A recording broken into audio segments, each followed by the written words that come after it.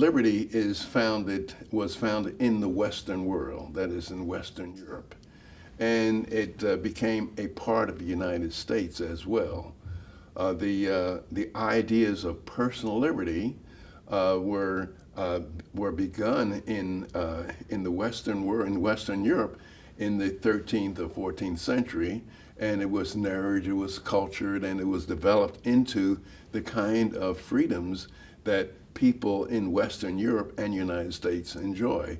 I think that, however, the United States has exceeded the liberties of Western Europe, and we've just done a better job. In 1766, in the Declaratory Act, the British Parliament had asserted that their taxing authority extended to America without American input. But this vexed the Americans who, as British citizens, expected to enjoy their God-given liberties, although on a different continent. Meanwhile, many of the British leaders were upset with the upstart colonies in far-off America. New England in particular was viewed as the cause of all the trouble because they so actively opposed the various British measures to recoup their debt in defending the colonies. The New England governments are now in a state of rebellion. Blows must decide whether they are to be subject to this country or to be independent. King George III. Yet repeatedly, the Americans tried to work things out with the king and Parliament. One of the most fascinating pieces of American history is how much reconciliation and attempt our founders attempted before we actually signed the Declaration of Independence. I like to call it the Great Complaint, because if you look at that document, it actually lists out all of the efforts that the founders went through. They said they did not depart for light and transient causes, but the causes that did impel them to separation were because it was repeated infringement and trampling of our rights, and to the extent that the only course of action was separation and beginning a new government.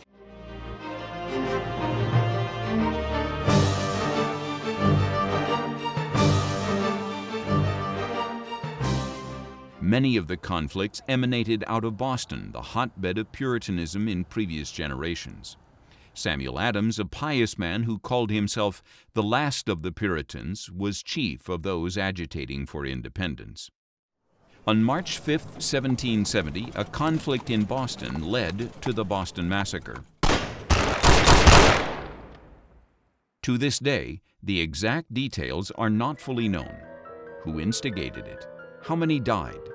John Adams, an attorney and Samuel Adams' younger cousin, even chose the unpopular position of defending the British soldiers in the Boston Massacre. As a believer in the rule of law, he felt that it was the right thing to do. As he said in that trial famously, "Facts are stubborn things."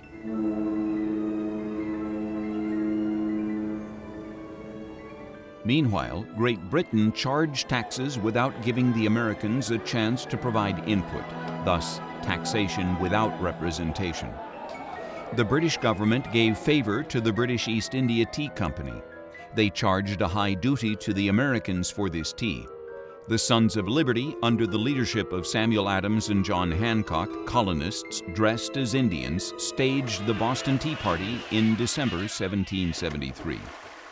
After the Boston Tea Party, the British strategically decided to isolate Boston from the rest of the colonies. They passed the Port Act of 1774 with the intention of saying to the other colonies, "You cooperate and we'll just punish Boston." But interestingly, the other colonies rallied to support Boston and stood in unity with their fellow brethren. On June 1, 1774, at midnight, the Port Act went into effect as scheduled. British ships converged into Boston Harbor to begin an indefinite blockade. But England was wrong to think that only Boston took notice. In Philadelphia, the bells of churches were muffled, and they tolled. The ships had their sails at half-mast. In Virginia, a widespread day of fasting and prayer was called on behalf of Boston.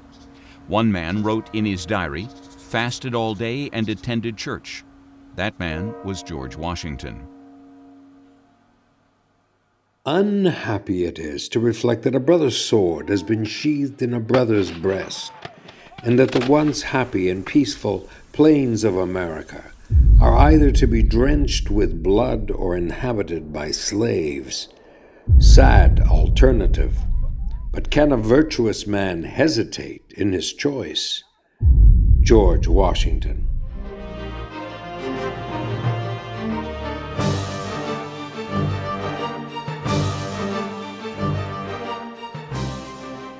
The Port Act of 1774 against Boston struck a raw nerve. But also threatening was the Regulating Act of 1774, effectively nullifying the charters of the colonies. The idea of this was to essentially force the Americans into religious conformity. One author, Stephen J. Keeler, notes, "Dissenters feared that the Church of England would send an Anglican bishop to the colonies. Thus, the whole reason their forefathers had sacrificed to come to America was now in jeopardy. The purpose of the city on a hill that so many had given their lives to create was now at risk." The religious component to the founders separating was actually a central part of our revolution. We try to, in our society today, secularize the founding fathers and secularize the revolution as just taxation without representation and some of those other things that were key. But really, the idea of free exercise of religion and the opportunity in this new world to make sure that we as individuals and as family units have a right to freely worship God was so central to what the founders absolutely fought for. Was the whole Pilgrim and Puritan errand into the wilderness about to be extinguished? Would this mean that 150 years of virtual self-rule earned at the expense of blood, sweat, and toil have all been in vain? And many of the citizens in the new nation began to say, wait a minute, we had come here, some of them with their ancestors over 100 years earlier, for religious liberty. And now the British were going to impose a state church and control the thoughts and minds of the people through religion. In the Declaration of Independence, Jefferson lists more than 20 specific complaints against the King of England.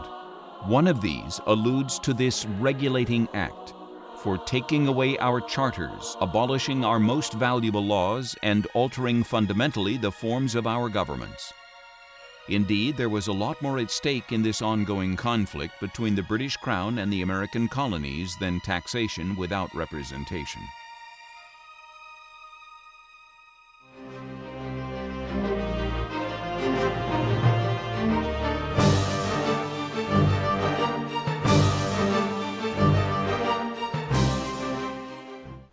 September 7th, 1774 was the first day that Congress of the United States ever opened its official proceedings. They opened in prayer. George Washington was there, as were so many founders of America, including Patrick Henry, Samuel Adams, his cousin John Adams, and John Jay, all joining their hearts together. Reverend Jacob Duché of Christ Church, a local Anglican church, came, dressed in his high church robes. He used the subscribed text for that day in the Anglican lectionary, which was Psalm 35. Plead my cause, O Lord, with them that strive with me. Fight against them that fight against me. Take hold of shield and buckler, and stand up for mine help.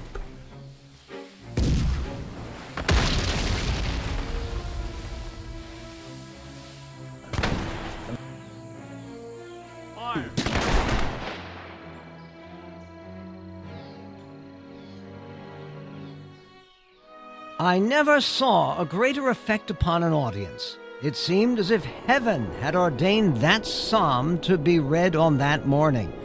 After this, Mr. Duché, unexpectedly to everybody, struck out into an extemporary prayer which filled the bosom of every man present. I must confess, I never heard a better prayer, or one so well pronounced. John Adams. There is no greater dishonesty than depicting the founders. There were two dishonest ways. One, that they were deists, and the other, that they wanted a secular society. They wanted a government that was not a theocracy. That is clear.